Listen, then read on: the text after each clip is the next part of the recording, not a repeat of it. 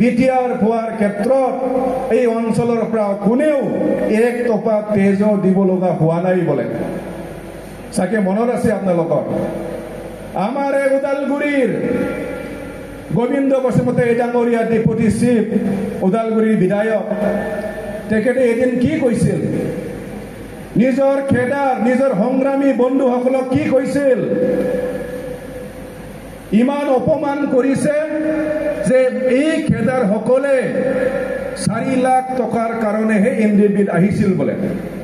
শুনিছিল নে আপোনালোকে নিজৰ সংগ্ৰামী সকলক অপমান কৰিছে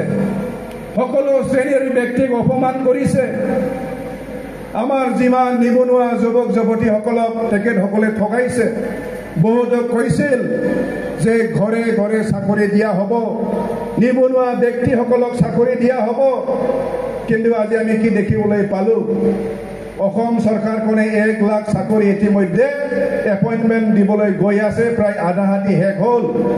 কিন্তু বিটিসি আজি এটাও চাকৰি দিব পৰা নাই তেওঁলোকে কথা দিছিল এটা পৰিয়ালত এটা চাকৰি দিব তো আমাৰ নিবনুৱা যুৱক যুৱতীসকলক প্ৰমোদ বৰে ঠগাইছে না নাই কক আপোনালোকে আমাৰ মহিলা বাইদেউসকলক ঠগাইছে না নাই কক মহিলা বাইদেউসকলক কৈছিল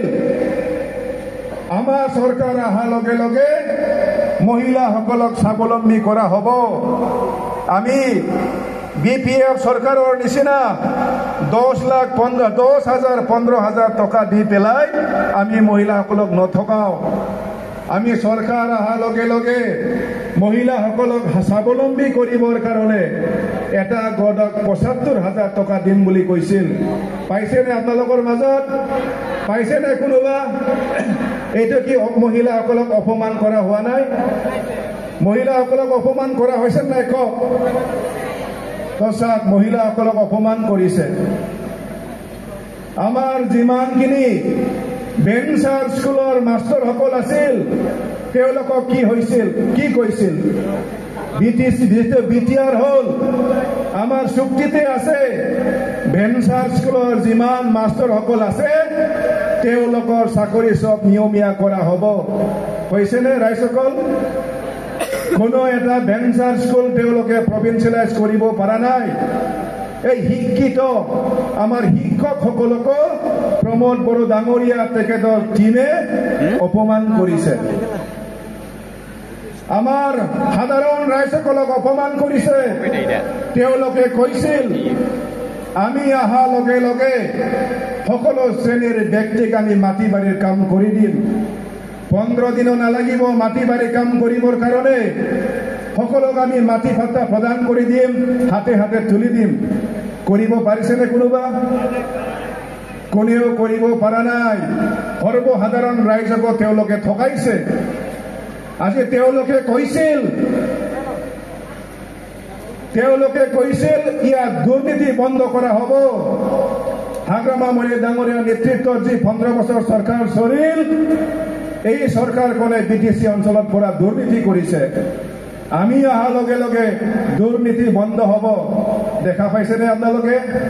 প্ৰধানমন্ত্ৰী আৱাসৰ নামত কিমান পইচা খায় আঁঠুৱা কম্বল দিবৰ কাৰণে ইউপিপিএলৰ বিচিডিচি মেম্বাৰ সদস্যসকলে পইচা লোৱাৰ কেতিয়াবা নিজৰ মাজত খাজিয়া হয় দেখা পায় না নাপায় আপোনালোকে তো ক'ত দুৰ্নীতি মুক্ত হ'ল আচৰিত কথা মই আজি শুনিছো 3 দিন আগত মই শুনিছো এনৰেগাৰ নামত তেওঁলোকৰ নেতাই ওদালগুৰি ডিআৰডিএত আহি মেটেৰিয়েল বিলত নামৰ পাৰ্চেন্টেজ খুজিব আহে মোক গতাই অফিচাৰ মোক জনাইছে এই ইএম জনৰ নামটো ল'ম নেকি আমি ওদালগুৰিত থাকি কাক মেটেৰিয়েল বিল দিছে কি দিছে আমি সদায় কম ভালকে দিয়ক ভাল কাম হ'ব লাগে আৰু চাকে বিপিএফৰ বুৰঞ্জীত কোনবা তেনেকা কোকৰাঝাৰ চিৰাঙৰ পৰা এজন ইএমএ আহি বিডিঅ সকলক অফিচাৰ সকলক ধমকি দি পেলাই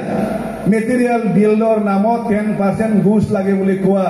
চাকে কেতিয়াও নাই বিপিএফৰ বুৰঞ্জীত কিন্তু তেওঁলোকৰ আচৰিত লাজ চৰম নাই তেওঁলোকে ইয়াত আহি আমি সাধাৰণ ৰাইজে এনৰেগা কামৰ পৰা যিখিনি 1 টকা 2 টকা লাভ হ'ব বিচাৰিছে তাৰ পৰাও তেওঁলোকে আমাৰ পৰা ধমকি দি পেলাই লৈ যাব বিচাৰে